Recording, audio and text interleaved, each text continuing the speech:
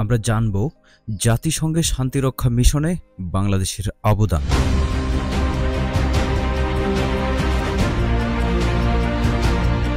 দীর্ঘ 9 মাসের লড়াই সংগ্রাম এবং 30 লক্ষ শহীদের ত্যাগের বিনিময়ে 1971 সালের 16 ডিসেম্বর বাংলাদেশ স্বাধীনতা অর্জন করে।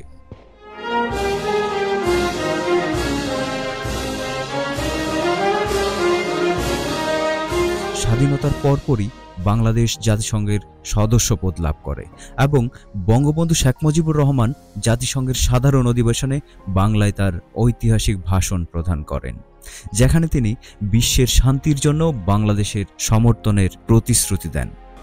বিশ্বের এই এলাকায় এবং সর্বত্র শান্তি প্রতিষ্ঠা ও অক্ষুণ্ণ রাখার প্রতি প্রচেষ্টায় আমাদের সমর্থন অব্যাহত থাকবে। 1973 সাল বঙ্গবন্ধুর নেতৃত্বে যুদ্ধবিধ্বস্ত সিরিয়ায় জরুরি ত্রাণ ব্যবস্থা পুনর্বাসনের জন্য বাংলাদেশ সেনাবাহিনী থেকে একটি চিকিৎসক দল প্রেরণ করা হয়। সেই থেকেই শুরু হয় বাংলাদেশের বিশ্ব শান্তি প্রতিষ্ঠায় প্রথম অবদান। 1988 সাল বাংলাদেশ প্রথমবারের মতো জাতিসংঘের ইরান-ইরাক মিলিটারি অবজারভেশন গ্রুপে মাত্র 15 জন সামরিক পর্যবেক্ষক প্রেরণ করে। এরপর থেকে বাংলাদেশ সেনাবাহিনী, নৌবাহিনী, বিমান বাহিনী ও পুলিশ প্রায় 25টি দেশে 30টিরও বেশি মিশনে অংশগ্রহণ করেছে।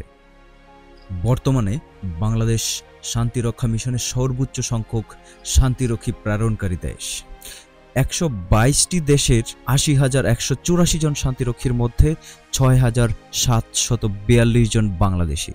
এছাড়াও 284 জন নারী শান্তিরক্ষী বিশ্ব শান্তিরক্ষা কার্যক্রমে নিয়োজিত আছেন। সিয়েরা লিওন বাংলাকে তাদের জাতির দ্বিতীয় দাপ্তরিক ভাষা করেছে এবং লাইবেরিয়ায় রাজধানীর প্রধান রাস্তাটি বাংলাদেশের নামে নামকরণ করেছে। এ সমস্ত কৃতিত্ব বাংলাদেশের শান্তিরক্ষী বাহিনীর। গত 3 দশকে 130 জন বাংলাদেশি শান্তিরক্ষী প্রাণ হারিয়েছেন এবং 200 জন গুরুতর আহত হয়েছেন। কঠোর পরিশ্রম, চেতনা, দেশপ্রেম ও দক্ষতার মাধ্যমে তারা বিশ্বের বুকে বাংলাদেশের নাম উজ্জ্বল করেছেন। আমরা যুদ্ধে, আমরা শান্তিতে, আমরা সর্বত্র। দেশের মাটিতে এই মূলমন্ত্র নিয়ে বাংলাদেশ সেনাবাহিনী, নৌবাহিনী, বিমান বাহিনী এবং পুলিশ বিশ্ব শান্তির প্রতীক হিসেবে নিজেদের সর্বোচ্চ স্থানে নিয়ে গিয়েছেন। বাংলাদেশ আজ শান্তির প্রতীক হিসেবে বিশ্বের বুকে মাথা উঁচু করে দাঁড়িয়েছে। আমরা আমাদের শান্তিরক্ষীদের অবদানে অত্যন্ত গর্বিত।